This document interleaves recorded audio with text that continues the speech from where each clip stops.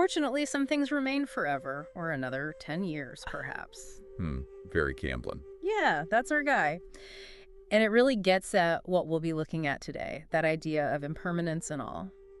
Welcome to the deep dive. This one goes out to you. We got so much great material about Bob Camblin, and well, we had to dive in. You really sent us down a rabbit hole with all this, his quotes, biographical info, and especially the stuff about the broken frame. That painting really sticks with you. It does, and the variety in what you've gathered is impressive. We've got Camblin, in his own words, plus the stories about his life, and then there's the deep analysis of the break and frame from that book and the YouTube discussion. It's a lot to unpack, but that's the fun part. Our aim today is to make sense of it all for you, to get to the heart of what Camblin was all about as an artist, see how his style changed over time, and really grasp how a piece like The Broken Frame gets at those big ideas, impermanence, how we see things, and that basic human need to find meaning. We don't want to just skim the surface. You should come away from this with some real insights. Absolutely. So, where do we start with a guy like Bob Camblin? I mean, iconoclastic and enigmatic, those words pop up everywhere. But even with that mysterious air, it's obvious he had the respect of other artists. And collectors still go crazy for his work today. There's a mystique around him. For sure. And the bio really brings out this incredible range of mediums he worked with: oils, acrylics, watercolors, drawings, prints, even did painted paper. It makes you think of this boundless creative energy, always exploring new ways to express his vision. And yeah, that scarcity definitely adds to the intrigue. It sounds like whenever a Camblin piece shows up, the art world takes notice, which is usually reflected in the price tag. His background seems pretty important, too. Oklahoma roots, then the Kansas City Art Institute, and after that, a Fulbright to Italy. That Italian period just feels huge, like a real turning point. No question. The biography goes into detail about how he was just surrounded by Renaissance masters and the incredible atmosphere of places like the Uffizi Gallery and those Capuchin catacombs. You could just imagine these incredibly powerful visual experiences sinking into his artistic core. And they stuck with him. Yeah. The biography mentions how he talked about those images almost haunting his imagination later on. You could see that influence in the abstract figurative style he developed. And then, boom, in '76, he just up and leaves his teaching jobs at all those different universities to be a nomadic artist. That's pretty wild. It shows how committed he was to his art. It's a powerful statement. This choice to walk away from the typical art world structure and dedicate himself to his craft, supporting himself by selling his art as he traveled. You get this feeling that being nomadic, experiencing all those landscapes and cultures, that really shaped his later work. It must have given him incredible freedom. Okay, let's get into his philosophy. One of the book excerpts says his art transcends the confines of traditional art criticism and commercialism.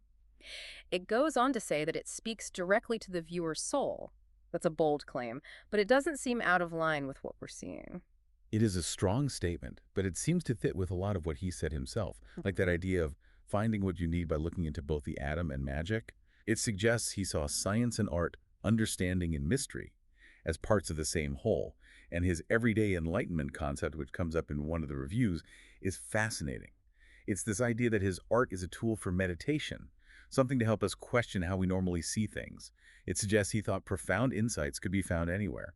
And when you factor in his love for Zen philosophy, the I Ching, and the beauty of haiku and haiga, you see how those influences would push him towards simplicity and those incredibly insightful, almost fleeting observations. Yeah, exactly. Like, think about haiku capturing a whole feeling, a significant moment, with so few words.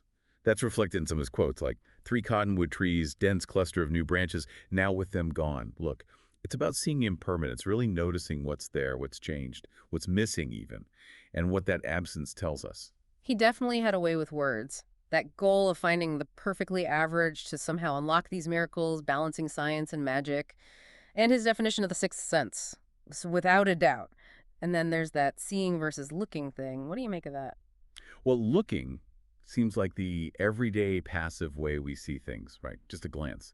But with seeing, Camblin's talking about something deeper, an active process of discovering, of going beyond the surface to get at the real essence, like that Zen idea of really being present, mindful, going past the visual to understand. Okay, let's bring all this to The Broken Frame. The descriptions we have from the book and the YouTube analysis create this strong image in your head, a weathered landscape dominated by this big, broken wooden frame right up front. And the idea that it's the remains of a billboard or a sign is a powerful one. Yeah, it's visually striking. The colors are mostly muted ochres, beiges, browns, with just a few touches of blue-green in the landscape. It feels dry, almost like a place on the edge. And then you have that frame, much more defined, broken by that X. It just grabs your attention. What's your first reaction to that central image? It instantly makes me think of lost communication. It was meant to convey a message, and now it's just silent and broken. The idea of it being a billboard or a sign is really powerful. It suggests these narratives that have faded, messages that were once important, but now they're lost to time. Exactly. And the painting really grapples with that idea of impermanence. The frame, it's outlived its purpose. It shows how fleeting human communication is, even art itself. It's like Camblin is showing us how these structures, both literal and the metaphorical ones we place on nature, how they decay and lose their meaning. It's almost like nature is winning back the space. The YouTube analysis mentions these faint hints of figures and objects in the landscape, like stories from the past being swallowed up, and that detail with the barbed wire or rope coming from the post that emphasizes how pointless it is to try and control or advertise in this wild setting. Nature always wins. It does. And tying it back to Camblin's philosophy, that broken frame becomes a powerful symbol. In Zen, emptiness isn't a void, it's full of possibility. The frame isn't holding an image anymore, but that emptiness allows for anything. The viewer can bring their own interpretations, their imagination. That contrast is pretty cool. It really is. The absence becomes the presence, and the link to Mujo, the Buddhist concept of impermanence, is so clear. Everything is changing. What was once a sign, a piece of art, it's just part of the landscape now, back in the natural order. And the I Ching connection, the analysis mentions hexagram 23, Po, which is all about splitting apart, breakdown. But, and this is key, this hexagram also contains the idea of renewal. Things fall apart so new things can begin. Even broken, the frame is still standing. It hints at resilience, the potential for something new to come out of the pieces. It's a cycle. And you can even see the Tao Te Ching in there, that idea that what's missing defines what's there. Like a bowl is useful because of the empty space. The broken frame, by not containing anything, focuses us on the landscape itself. It changes our perspective. Right. And the idea from Lao Tzu that what's soft overcomes what's hard. The land, shaped by wind and water, it outlasts everything we build. We can't resist the power of nature. True harmony is in accepting that, becoming part of it.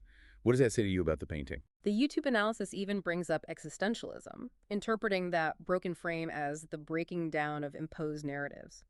We search for meaning in signs and symbols, but what happens when those things disappear?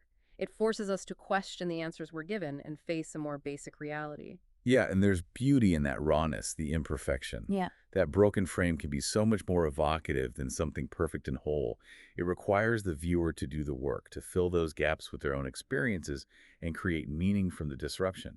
It's a very active way of engaging with art. So the broken frame really unlocks a lot of what Camblin was about. Moving on to his artistic development, the Bido talks about him starting with abstract expressionism and then later creating the Muches Volantes style. And that's a pretty big shift.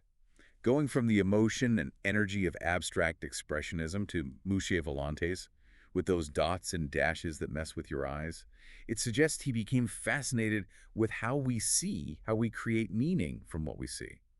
It's like he went from expressing his inner world to challenging how we see the outer world. What's the connection between the two styles, if there is one?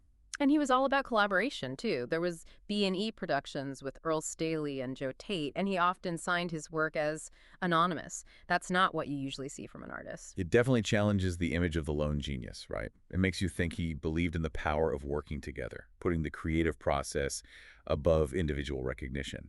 And the anonymity it fits with him rejecting the traditional art world and that focus on the individual artist's personality.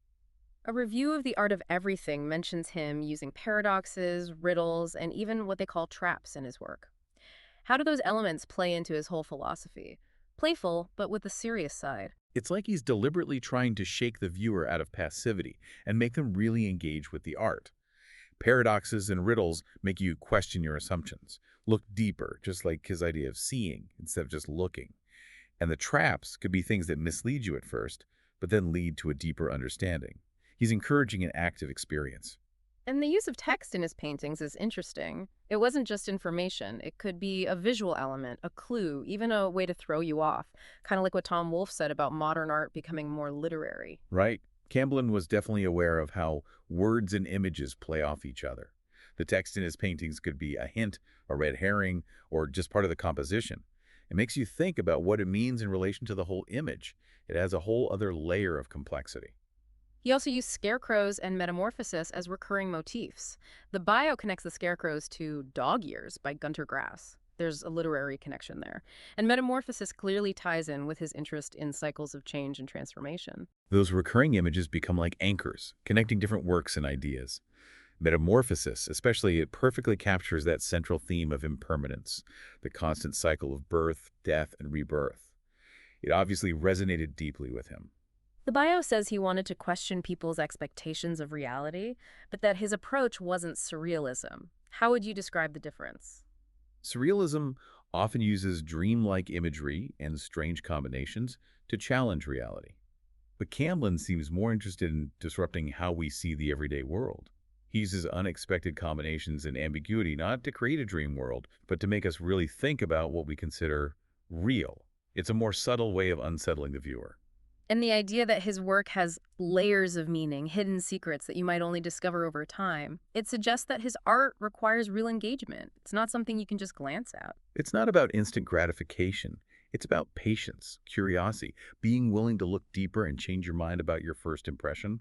People talk about finding new things in his work after years of living with it.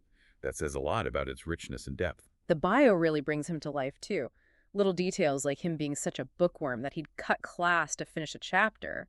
You see that intellectual curiosity that must have driven his art. Yeah. And then his time in the Korean War, followed by sketching the California coastline. Those experiences seem so different, but they must have shaped how he saw the world, his ability to observe. And then Italy, the Fulbright. The impact of seeing those masterpieces in the Uffizi and the intensity of the Capuchin catacombs, you can imagine how those contrasting visuals would have influenced his art, the themes he explored. The mention of his St. Bambola series and his move to Houston is interesting too. It shows how personal events and his art were intertwined, how they fed into the stories he created. And his issues with painting for money, the strange ways he'd sometimes get paid that shows his resistance to commercialism, he really seemed to prioritize the integrity of his art. And his ideas about how art shows should be, giving artists total control over the presentation, minimizing outside influence, it all points to him wanting people to experience the art directly without distractions. The jars of water that show up in his paintings, representing the idea of turning stumbling blocks into stepping stones, what a powerful image. It really embodies resilience. It's about finding opportunity in challenge, like a very Zen approach to life's obstacles. It's reframing. And then you have the Mr. Peanut persona and signing as anonymous. It's playful, but it makes you think about identity, authorship, and how we expect artists to have this singular, recognizable persona. It all adds to that trickster image. This guy who loved to mess with expectations and challenge conventions, both in the art world and beyond. And his later nomadic life, disappearing from his friends in Houston. Even the fact that there was an attempt to organize a show of his work after he died that didn't quite happen, it adds to the mystery. It suggests that even though he's gone, he still has an impact. People want to connect with his vision. So after all this, we see Bob Camblin as an artist obsessed with impermanence, the ever-changing nature of things. He was interested in the power of absence, where what's not there is as important as what is. He was all about individual perception, how we each create our own understanding. And there's this playful yet deeply serious side to his artistic exploration. And The Broken Frame really seems to bring all of that together. Absolutely. It's like a visual puzzle, inviting us to think about how fleeting everything is and the potential that exists, even in what seems broken or empty. So thinking about this deep dive into Bob Camblin, what stuck with you the most? His life, his philosophy, his art, The Broken Frame? What resonated? And how might his perspective change how you see art or even the world around you? And here's a thought to leave you with. Think about a broken frame in your own life. Maybe a missed opportunity, a faded memory, a relationship that's changed. If you looked at it with Camblin's eyes, what new perspectives or possibilities might you find in that absence? Maybe you want to check out more of Camblin's work now, see those Mouches Volantes pieces or those mysterious scarecrows, or maybe you'll dive into the philosophies that influenced him. Zen, the I Ching, writers like Emerson. There's a whole world of ideas to explore, all connected to his art and his thinking. Thanks for joining us on this deep dive. It's been a pleasure.